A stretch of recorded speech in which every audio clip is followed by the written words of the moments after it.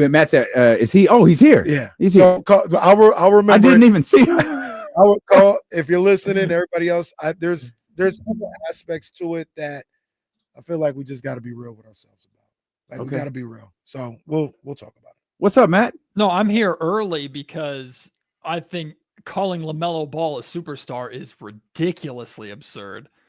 Oh man, wow! He's talking about your mama. And here's the thing: I just did a podcast today on whether or not the Sacramento Kings should go and trade for LaMelo Ball. I like LaMelo Ball as a player tremendously. Has that podcast dropped yet? Yeah, it's okay. It's out. So go listen to the Locked On Kings podcast at 4:00 or 7:00 if you like hip hop. But what? I mean, are you in on the idea or no? I think LaMelo Ball checks the three major boxes for what the Sacramento Kings could potentially be looking for: a young star to build around, a talent that helps them still compete immediately, and a point guard. Like he checks all three of those boxes.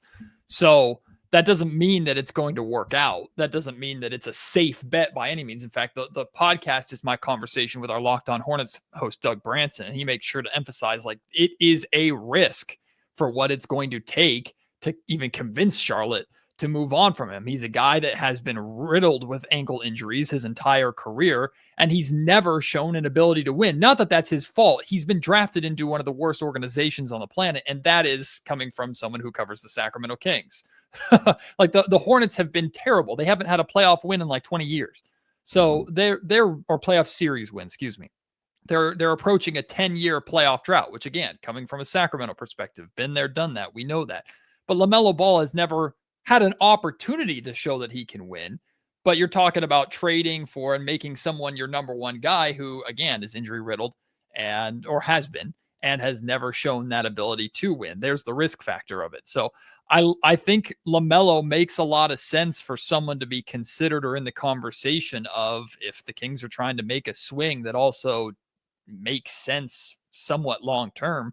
I think LaMelo absolutely is in that conversation. Going back to what he said about LaMelo being ridiculous that he's a superstar. I think there's different criteria there, and because you're great at something doesn't make you a superstar. I think there's like is Zion Williamson. You guys think he's box office? He's a superstar? No.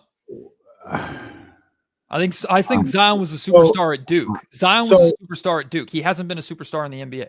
So to your criteria, and I guess everybody's criteria is different. It's just about winning. No, I mean, there's at this point, there's not a lot of people paying, like, I think that are prioritizing Zion as a box office that they want to go and watch. You might be wrong. I'm talking about in general, Matt. Is it to be a superstar? It's just about winning. I think winning and accolades are the primary caveat to being a superstar. Is you have to be backed by the actual results. You need the results to be a superstar. Like Shai Gilgeous-Alexander is a billion times a superstar compared to LaMelo Ball because he's an MVP, and I don't care if he's Tim Duncan-esque boring and he's not flashy and popular on social media. I don't care. I'm watching the dude leading a team to the NBA Finals, and I think the Thunder are going to be champions. Like I'm seeing it. Like it doesn't matter if he's not flashy or on commercials. Like I don't care. I just think that okay, and that's your criteria, but I just think those were two different conversations. Like I said, like when you talk about like people say the word superstar, do they know what Janet Jackson's a superstar? Mm-hmm. Yeah, but like these are the most notable people in the history of music when we say superstar. Same thing in basketball. The most notable people in the history of the game, in the current history of the game. That to me, that's a superstar. And you don't just throw that around because somebody is winning games and they're great at what they do. So LaMelo Ball is one of the most notable people in the NBA, players in the NBA. Do you don't think he is? No. Okay. I think he's been irrelevant for the majority of his career. And again, that's kind of the product of his environment, plus the fact that you don't know if he's playing half the time. Okay. And I wouldn't hate LaMelo on the Sacramento Kings, by the way. I believe he can be a star and a leader, but he hasn't done anything yet. So why would he be in the same tier or conversation as Steph Curry and Shai Gilgeous-Alexander and Jason Tatum? He's not. It's not even close. You're talking, once again, it's two different conversations. You're talking about they're superstars. You're talking about winning accolades and all this other stuff. I'm talking about if somebody's got, if Reese or anybody else has $70 to spend on a shoe, are they getting LaMelos or are they getting SGAs? To your criteria, they should get SGA because SGA is more of a winner, and he's done, or same thing with Jokic. And I'm telling you, Reese would go get those Pumas because LaMelo's got them. So what your shoe sales and what happens in the business world matters more Absolutely. than what you do on a court? Did I say more? I say more? I did not say more. Okay, but neutral corners. We tried to lay out the criteria here. That doesn't make sense. Well, but listen, we tried to lay out what we thought the criteria would be. Or maybe this is Kenny's criteria, but I actually think that it works. Accolades, box office, or do people want to come see you? Highlights, how you kind of hit the algorithm of basketball fans, so to speak, and marketability. Can you check all of those boxes? And I think a lot of this was born because, SGA and Tyrese, those conversations are kind of being had right now, where SGA obviously has these accolades. Tyrese is really starting to stack these accolades. He's starting to stack moments too. He's starting to stack highlights, which is something that I didn't think he'd be able to do. Mm-hmm. But he's having, in my opinion, a postseason for the ages right now. And you start going, well, how many of these boxes can you check? With LaMelo, there's probably only one you can't check. I'd probably push back on the LaMelo box office thing, but still you're checking at least 2 of the 4 boxes. And it's just how many of these, how much weight carries over into forming what you believe is a superstar from these different categories that you're pulling from. Charlotte, bottom of the league in attendance, by the way. Like, your own fans aren't coming to see you because your team sucks and you're not playing half the time. My issue is not with Tyrese and Shai Gilgeous-Alexander's conversation, because they're both playing in what's probably going to be the NBA Finals. They're here. My issue is with LaMelo Ball because he's popular with kids on TikTok. Like, that's what makes him a superstar. Okay. It does matter. But social media matters, but that doesn't determine what you do on the floor. You're a basketball player first, not a social media star. So time out. Mm-hmm. You're good, right? Like, we've got time. I'm fine. Okay. So Matt jumped in with us early. We're gonna talk. Well, I'm not. I'm just gonna sit here and shut the hell up, and I'm gonna let these two talk. Now we'll break, Jesse, and then we're gonna come back and we're gonna go for a while with Matt before we send him off to work. So it's D'Lo and KC. Matt George is with us here on Sacramento Sports Leader, ESPN 1320. So we might go like 58 here. Well, I'll get a feel for what Matt's got. In my Coach Christie era, I'm not saying it was sustainable or last a long time. And I don't know what you were doing. Jimmer was a major star for about a year and a half, 2 years. Correct. He was he was absolutely box office. Absolutely. So just because, and we see it a little bit with Zion, maybe John Morant, just because you're on that superstar level for a year or two doesn't mean you're going to stay there forever. Your game and winning and stuff like that starts to outweigh some of the popularity, and you don't last forever in that aspect. But I mean, he was never an NBA superstar, though. I think LaMelo Ball is a basketball superstar.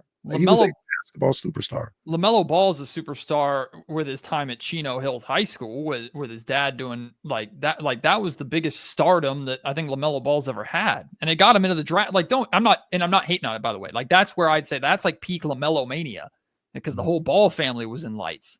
Brother. Since LaMelo's coming to the league, like, I don't care. He hasn't done anything. And it's not his fault. Again, it's not his fault.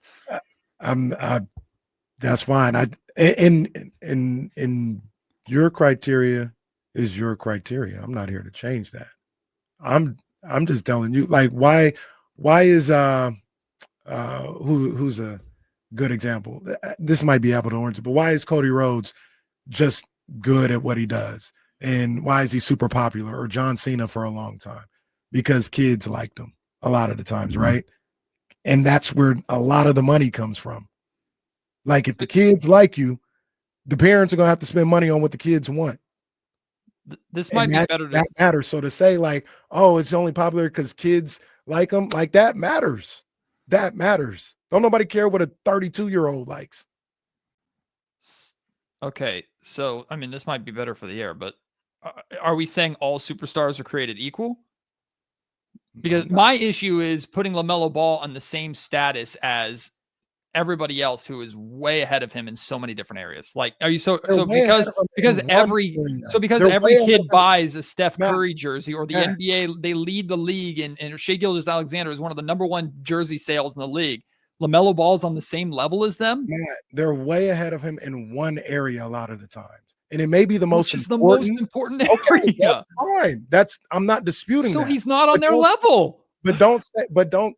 If there's 5 criterias and they've got the most important one, and that's the only one, and he's got the other 4, you can't dismiss the other 4. He has marketing. He has social media. That's all he has. He's got the shoes. Okay, so does Steph Curry. So does Steph Curry. Like, so does so many different guys have shoes nowadays. Like, okay. No, I'm talking about like the top shoes. One of the top shoes. Okay. People buy his shoe because he's popular on TikTok. That doesn't make him a superstar to me. That makes him marketable. Makes him you can sell him, for lack of a better term. You can sell his image. You can sell his personality, which I do. Like, I wish SGA had a bigger personality. But so can you be a superstar if they can't sell you? Yes. Superstar. Tim Duncan is. He's been his entire career. He's one of the greatest players of all time. We got different definitions of a superstar. Tim Duncan is a Hall of Famer and a legend. I don't think he's a superstar. I'm talking about basketball players, like not billboards. That's what a superstar is, though. That's what a superstar is. A superstar is all encompassing, damn near. A legend, a Hall of Famer, is a basketball player. So LaMelo Ball is all encompassing. I'm not saying he is. I just literally said he's missing the most important thing, is the winning. He's missing that, but he got everything else. LaMelo don't have a top 10 selling shoe though. He's 12th 12th in jersey sales. He's what? He's 12th in jersey sales. We're back. All right.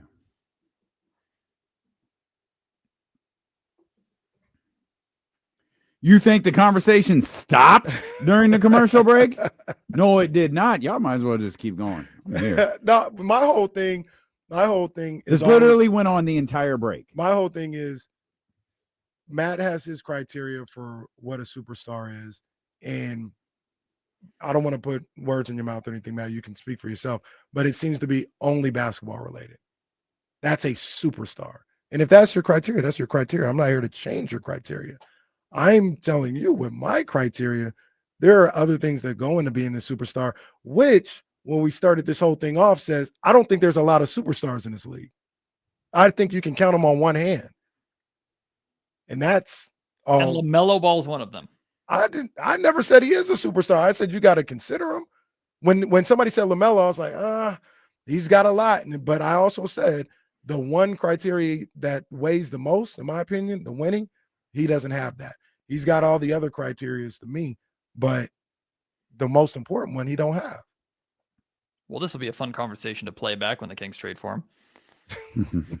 I'll say this. LaMelo, what I will never be able to accept is LaMelo Ball being on the same tier as actual legitimate superstars in this league that have shoe sales, that have jersey sales, and that win titles and have MVP awards and lead statistical categories and change the game. Like that, he's not on the same level as them. The people you calling super, let's just say I'm not calling LaMelo a superstar. Good. Then we're good. But you're calling people that I don't think are superstars. I think there might be 4. So you don't think so? Steph Curry, superstar, yeah, superstar. So you don't think SGA, who just won an MVP award, and if he wins an NBA Finals, I mean, we can revisit it too. But you don't think SGA is a superstar? I think he's. I'll answer your question. I think he is a superstar. I think he is. Giannis. But part of that, which you just don't seem to even reconcile, is he's got a social media component to it. Like, league fits matters. No, damn near got him that AT&T commercial. So that matters. That's Yeah. why he's a superstar, I'm not saying it doesn't. or one of the reasons why. I'm not saying it doesn't matter. I'm saying if we're putting a percentage on it, it's like 75% what you actually do on the floor. And I put like social media and marketability at like 15%. Doesn't Okay, matter. It's changed like bottom of the You've level. changed it. You've changed it because you said you don't care about that stuff. Well, I don't personally care about marketability because I don't care that Bryce Harper has a luscious hair for men shampoo commercial. Like I don't care. Superstar too, by the way. Yes, like I don't care. Like me personally, I don't care. I know it matters, but to me, I don't care.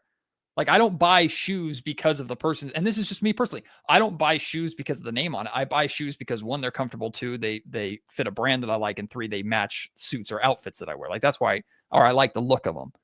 But it's not because I would never buy a pair of LaMelo Ball shoes just for LaMelo Ball. I would buy them if I liked them and they fit. And I've actually never seen a pair of LaMelo Ball shoes, to be 100% honest with you. Like I don't, that part of the world is not for me. That doesn't mean that I'm right and everybody else is wrong.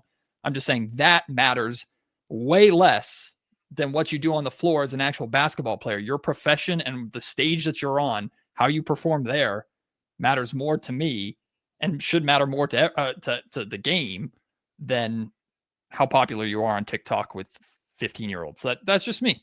I feel like you keep saying that and you're doing it in a way that diminishes what social media is. But I think there is a component that we haven't discussed yet that is very important to all of this, especially when it comes to more the likes of SGA and Tyrese, because it does fall a little bit more into the winning category. We could talk about Matt's preferences. We could talk about Kenny Caraway's preferences. What does Adam Silver and the National Basketball Association think? Who are they putting on their commercials?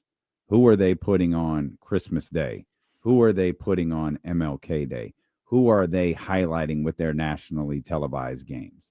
That's where you don't have to ask questions about the likes of Steph Curry at 37, the likes of LeBron James at 40 years old, and the likes of Victor Wembanyama already.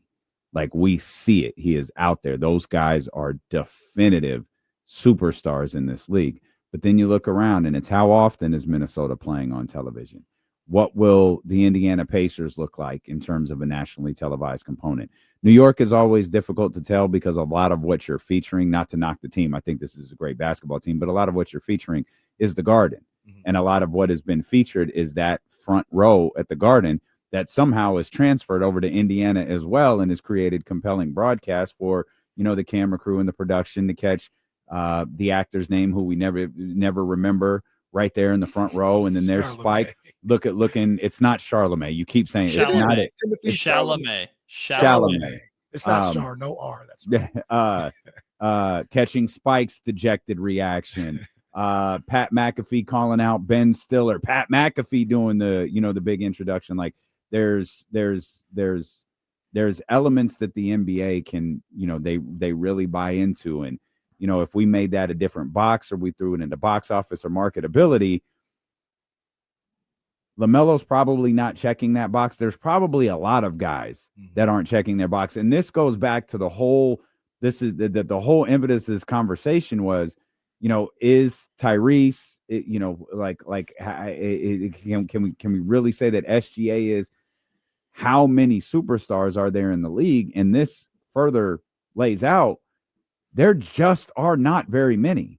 It's why Steph is still on TV 30, 40 some odd, 50 some odd times a year. It's why LeBron James will play every Christmas until he decides he doesn't want to play basketball anymore. It's why the San Antonio Spurs and Victor Wembanyama are going to be on TV. It's why Caitlin Clark is constantly on television. It's why Caitlin Clark versus Angel Reese will be on ABC every opportunity that the WNBA gets. Channel 10. There it is. There it is. And that's just another component to all of this. Indirectly, you made a point of, and Thank you. I try. Thank God. I try not to. My criteria is how I see my criteria. I'm not here to say nobody else's criteria matters or doesn't matter or anything else like that. That's just the way I look at it. But Chalamet is a perfect example. Do you think I care about Doom or any of the movies that he's in? I don't even know who he is. Does that mean he's not a superstar? He's a superstar. Yeah, no, right? he absolutely He's is. absolutely a For superstar sure. because there is certain people and a demographic of people who if he's in a movie, they're going to see it. Or if he is doing something, they tapped into it. Like that. And that's when Matt says, I don't care what the kids do. Well, that's a demographic of people who look at LaMelo or even SGA or Trae Young or something like that and be like, yo, if they're doing it, I'm tapped in. And just because I'm not tapped in or I'm not tripping off Charlamagne doesn't make him not a superstar. Does LaMelo check your boxes though? He checks off them, but winning. He does not check box office though, because like Matt said, Charlotte Hornet tickets are cheap as hell over there, and like no one's paying more to come see the Hornets here. He doesn't have a top 10 selling jersey either. He's got the shoes. Like I'll give you the shoes and all that, but he don't have accolades of wins either. What would be really interesting to see, and I was looking this up while you guys were talking, like before the conversation too, Jesse, is like road attendance, because the NBA typically attracts road attendance, and what Charlotte Hornets road attendance would be. I looked up on the two places that I looked up on did not track road attendance for it, and usually ESPN is the most reliable for that. But Charlotte is home attendance wise bottom of the league. Again, I don't put that on LaMelo. I put that on that organization being horrible. But that's an interesting way to track it too, because if road fans are coming to see you or people in other cities are coming to see you, I think that's a big part of what Kenny's saying too, which I do agree is the thing. Do we think John Moran is a superstar? Yeah, I'd say yes. Yeah, he is. I say he is. Matthew? I would say he's there or in that conversation much more than LaMelo Ball is. I think he could be fading a little bit. I think he is, and I think a lot of that don't last forever. Well, yeah. I don't think I think some of that is his own. He had the eighth highest selling jersey this year. There's another tier above superstars that maybe like that, like Steph Curry, LeBron James shouldn't be in the conversation because we're talking icons, like we're talking timeless, right? You know what name we haven't mentioned? Luka's a superstar, right? Yes. 1000%. But he's not an icon yet. But he's a. Oh no, not yet. Yeah. Right. He's but absolutely. I think like when I was thinking about it, like when I'm determining my criteria, basketball is a competition. So I put the most weight into the spirit of the competition. And the biggest issue that I have with labeling certain players superstars is putting them on the same tier as some of their peers. So that will always be most important to me. It's, do you have the accolades? Do you have the on-court success to put yourself on the same level as your peers? There are probably players that are better than LaMelo Ball that do not have the following that LaMelo Ball has on social media. That's really, really good for him, or that supports him. But if I'm putting LaMelo Ball on a basketball tier with some of these guys that are actually, like, if I put him on the same basketball tier as Tyrese Halliburton, it's not even close. And that to me is what's most important when basketball is a game. It is a competition. These guys are competing against each other. Like when there are winners and there are losers in basketball. Mm-hmm. So that's where I put, like, are you winning? Are you succeeding at the level of those peers? If not, then I have a hard time putting you in the same cat. And this is not just the LaMelo Ball thing. It's like why to me John Morant is fading. Yes, he's done some of it to himself, but John Morant has been to the playoffs a handful of times and gotten knocked down a peg a number of times now and has never really gotten there. Like if Ant continues on this trajectory and keeps losing in the Western Conference Finals, like I think Ant is phenomenal and marketable and his personality is phenomenal. But if he keeps getting knocked down and it doesn't work in Minnesota, like that it hurts his legacy, I suppose. I just think those are two different conversations sometimes. Because we're talking about LaMelo and like he ain't on an NBA tier of success on the same as Tyrese or any SGA. He's not that. But for me, superstar is all encompassing. It's not just wins and losses. So that's just me. Was DeMarcus a superstar? No. Part of it had to do, he was here in Sacramento. Boy, he got close in New Orleans. He got close in Sacramento. Like he was an all-star recognized on this franchise. Mm-hmm. He got close. I didn't think he was though. I think he was close. I think he hurt himself too with just. Well, and that's it, right. Sure. I think he hurt him, yeah. That's certainly the other thing. Is watching Tyrese difficult for you? Do you enjoy it? It's impossible not to watch Tyrese without purple tinted glasses, and when he makes the NBA Finals, there will be a podcast episode dropping where I have a very honest, candid conversation about, like, the Kings didn't just lose the trade now, like, they got destroyed. It's unfortunate because for so long I was champion of what I had the biggest issue with right away, and I still have an issue with it today, was people looking at the trade and talking about the Sacramento Kings getting fleeced and how dumb the Sacramento Kings are, and people talking like the way Tyrese is playing now was in the cards. Some people might, like, revisionist history is everything, but people, like, before our very eyes, we're seeing Tyrese Halliburton bud into a superstar, and conversations like we're having here on the air are happening all over the freaking country. So we can't be having these conversations all over the country and then saying, yeah, we knew all along from the moment the Kings traded Tyrese Halliburton that this was going to happen. I think that aspect of it is absurd. But the Kings lost the trade when they gave up. Like, the Kings lost the trade when they decided to blow up what they had.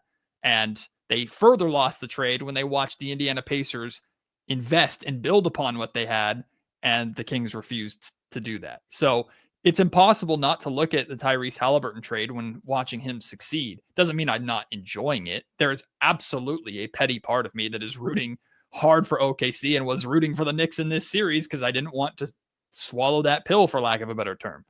But Tyrese Halliburton is better and has had more success and is budding into a superstar more than any player the Sacramento Kings have had since Chris Webber was here. How can we not feel a certain type of way about that? So it's reality. It sucks. It's just another thing for Kings to kind of live through. And to some, it's worse than the Luka thing because Tyrese was actually here. So I can say it kind of with a smile at this point. It sucks, but I'm happy for him. And watching him, the performance he had in Game 4 was unbelievable.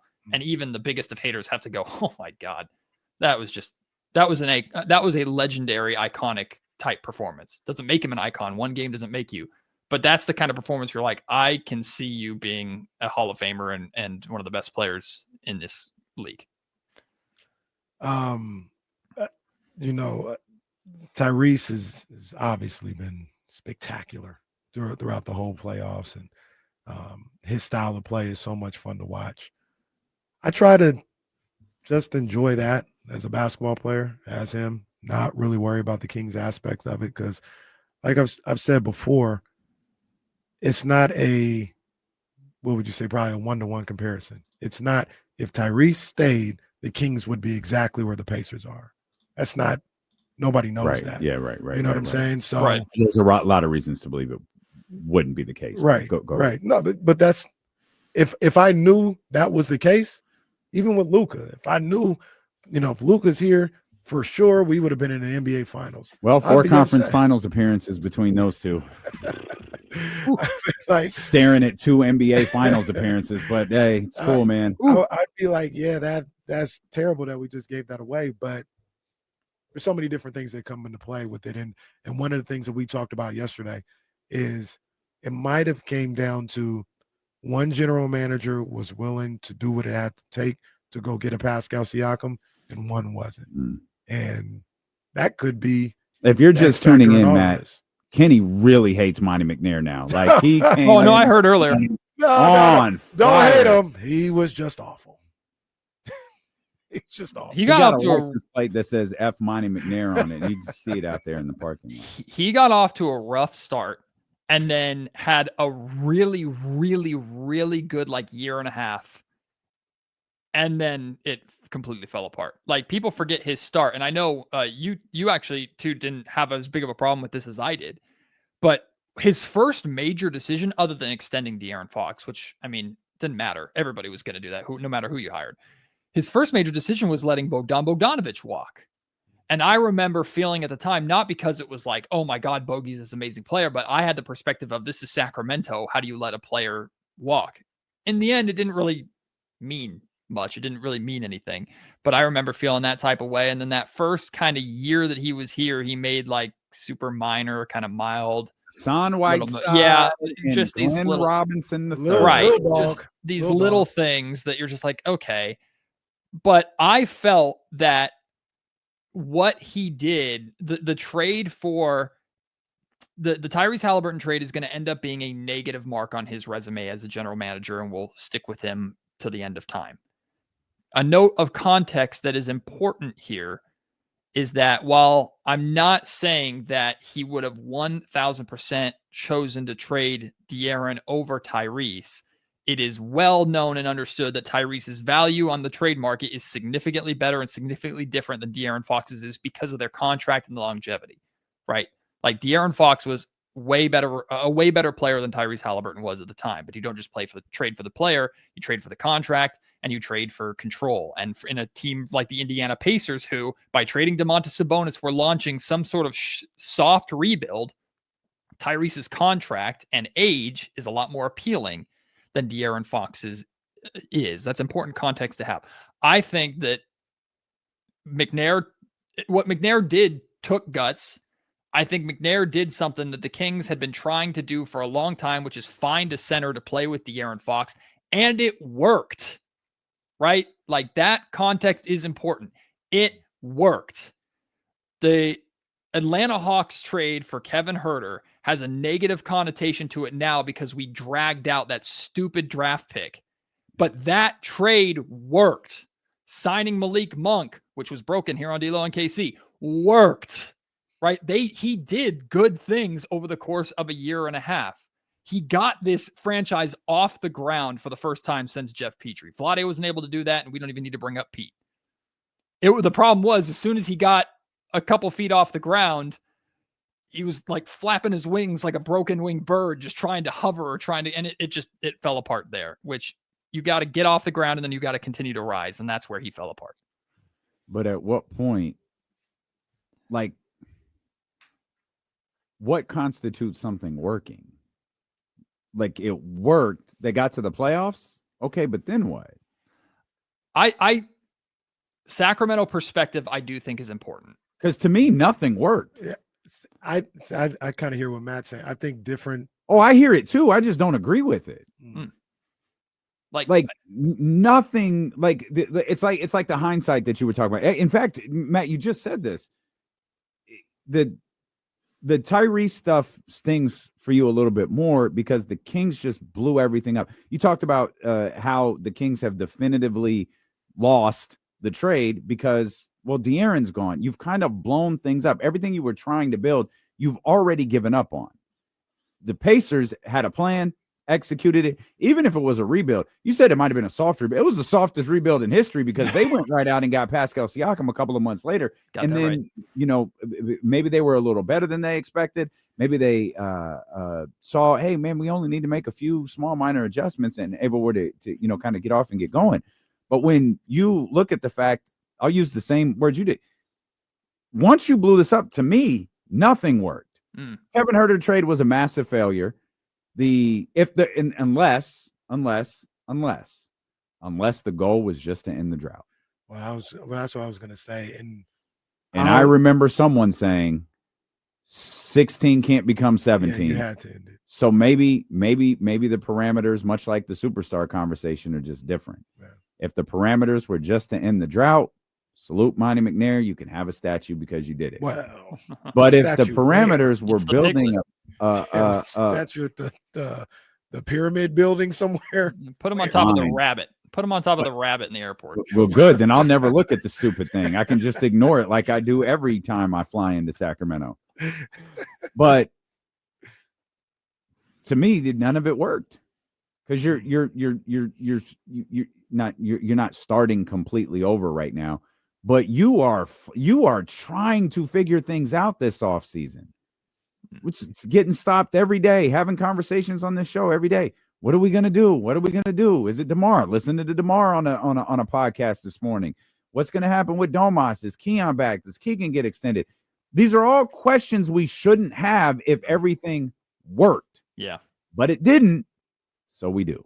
Yeah, I hear that. It's like short-term, long-term goals, right? I think part of making it work is your first step. And the first step to me was establishing a solid foundation. And I felt that Monty actually did that for the first time in 20 years. I felt he built a foundation where you could build sustainable success on top of it. then he completely tripped on his own feet and completely fell off of it, or decided, if we're using construction terms, like decided to wait on ordering new parts or the next tools or things that you needed. Can you tell I don't build anything? To build the next layer on top of it, or to build on top of that foundation. Like, Monty was able to build a foundation in Sacramento that we have not seen in 2 decades. But you got to build on top of the foundation, right? So what worked was him establishing a true legitimate foundation to where we all saw that there was something there and there was room to improve, right? New contract for Sabonis. I know De'Aaron's contract was coming up, but if the Kings make it to the second round, maybe the contract conversation never happens.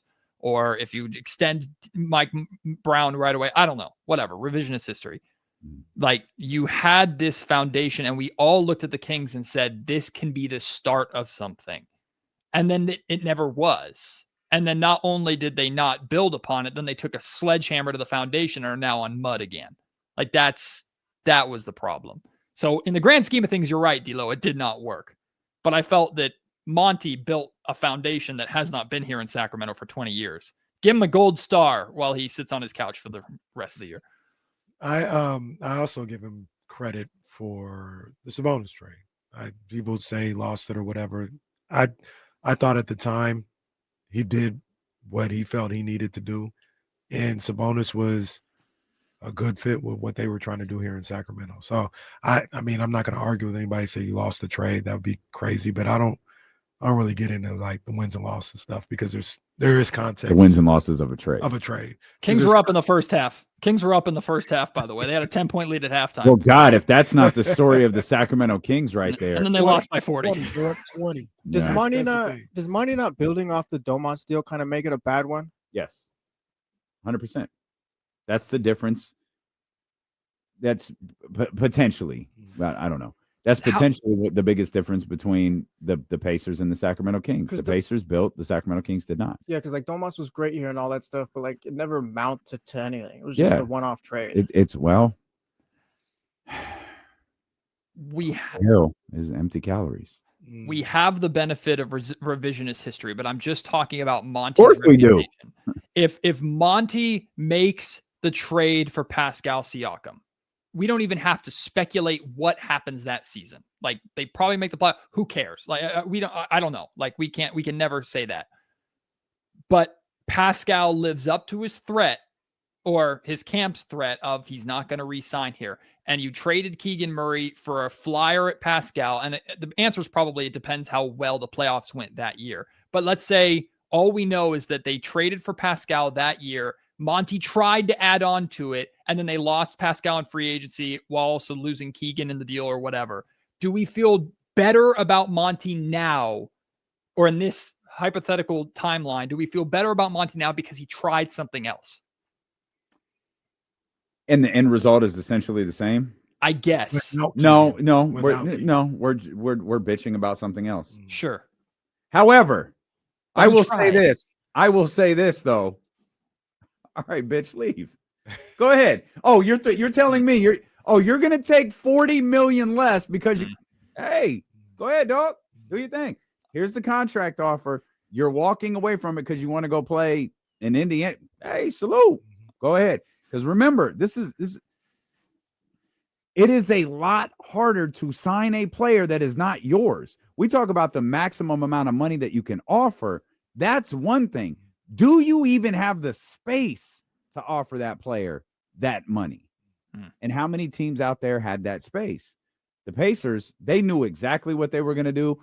Siakam's people knew exactly what they were going to do. They were going to offer him the maximum amount of money they can offer him. He was going to take it. They were going to live happily ever after. Maybe the hangup was the Kings weren't going to offer that money. And I posed the question at the time, are you comfortable with the Sacramento Kings, or would you have been comfortable if the Sacramento Kings had offered, what was it, $200 million? I can't remember the exact amount. I think, yeah. 200 and some change maybe, to Pascal Siakam to be here for the next 4 or 5 years or whatever the number is. Most people said no. Now, of course, we see where this is going, but that's the other part of this. It's not just Siakam. Right. It's Aaron Nesmith. It's everything that they did this last offseason. It's Rick Carlisle. It's staying committed to what you do well while trying to improve the things that you don't. Not becoming something that you're not. Right. Go ahead. The homer in me as a Kings fan too, and as a Sacramentan too, is like, I think Sacramento would have won Pascal over too. Especially if they had made the playoffs that year and Pascal got to experience a game 3 or game 4. It probably would have been game 1 or game 2, but a game 3 or game 4 environment. Hell, maybe they would have gone on some streak and hosted another game 1, game 2. Like Sacramento's won a lot of players over. So that is an NBA timeline to mentally explore while we're laying in bed staring at the ceiling at 11 p.m. And then you talk about that. You don't have a guy in that position that's savvy enough to think that way. You know what I mean?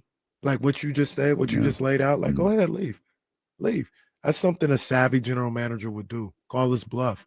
And if you don't call his bluff, or if he goes and actually leaves, all right, we'll move on, we'll pivot, we'll do what we need to do. But they're not going to be scared off by somebody saying, we're not going to re-sign here. Not going to do that. The other aspect, the thing that really kills me the most about Monty McNair in his time here and why it's ended up being so disastrous is he's had 5 drafts and we've got essentially nothing to show for it. I'm not trying to disrespect Keegan Murray. He's cool. Too late. He's cool, but we don't have no franchise. We had the 4th pick in the draft. We ain't got no franchise player. So you have 5 drafts. I think you made 4 picks. 1 in that Herder trade, you traded away one of the picks. Like there was nothing to fall back on. And that's the killer to me. That's the killer. We don't there's Matt talks, the last few weeks about being hopeless. There's nobody here to be hopeful about. I'm not even saying like this guy is great. And I know we've had to talk and stuff about it, but let's just say, for instance, Shaedon Sharpe was here now that we've seen him play. Like everything that's gone on. All right, well, Shaedon's 22. He's averaging 17. Let's, maybe he might turn into, a premier. Like, we don't even have that because you picked, I don't want to say the wrong guy, but you didn't pick that type of player. This drafts is what pisses me off the most. Man, there's a laundry list of things that piss you off about this individual today, boy. My goodness. 2 things I want to say to that, Casey. Number 1, this is coming from the biggest Keegan Murray supporter on the planet. Ask this question. Everybody ask yourself this question. If Keegan Murray exploded and suddenly became a 18, 19 point scorer, would we all be surprised? The answer's yes. I would. Yeah. Which means Kenny's point is correct. If Keegan is going to become what you're talking about, it's going to surprise the entire league, which means it's probably not a safe bet. It can still happen, but it's probably not a safe bet, which is what you're hoping to try. You're trying to get as safe a bet as possible with the 4th overall pick, right? Number 2, going back to what you said about calling bluffs, that's where I have the most confidence in Scott Perry. 1, I mean, his connections I think are extremely important, but being in a room with Scott Perry, granted, it's your introductory press conference. You're just starting a new job, so you're not feet to the fire yet. But I feel a lot better about this, and I got this feeling from Scott that I never got from the other 3 general managers that I've covered. There is a sly confidence and smile to where if he were sitting across the table from Rich Paul during the De'Aaron Fox thing, and Rich Paul is saying, we're only going to San Antonio, blah, blah, blah. We don't want whatever. Rich Paul's doing his Rich Paul thing. There's a part of me that believes that Scott Perry would do the little side grin, just go, bet. Like, all right. Okay. That doesn't mean he's going to try and call every single bluff that's put his way, but there's a confidence about Scott Perry that comes with experience and comes with knowing the game. Well, the problem with that is, though, it's not just Scott Perry who has to call his bluff. It's the general manager. It's Raphael Stone. It's the general manager of the Orlando Magic. It's the general manager of whatever team you're trading him to. They too have to go, no, it's cool. We'll try it for a year. If it doesn't work for you, all good. But we're going to do it. If you want to turn down the millions, salute. But we've got to do this. Right. My point is, and I don't mean this as any kind of attack towards Monty. I think it's pretty well understood that the last 6 months, Monty just rolled over. right? Like he whether it was demanded by Vivek to fire Mike or he's like demanded me by Vivek. today. He's like me today. He knew he was going on vacation. Right. He's just like, hey, let me get through this. Right. Let me get through my last day of work, man. I'm going to Palm Springs or wherever Monty McNair goes. I don't think Scott Perry will ever do that. That does not mean that Scott won't still have his issues. But like if Vivek, because it's an important point of conversation, I think Scott and Vivek will work closely together. They have to. And I believe Scott Perry will include Vivek in decision-making because he's the owner. But I have more confidence in Scott Perry looking Vivek in the eye and going, we're not doing that, than anybody else who has been in this building to this point with him.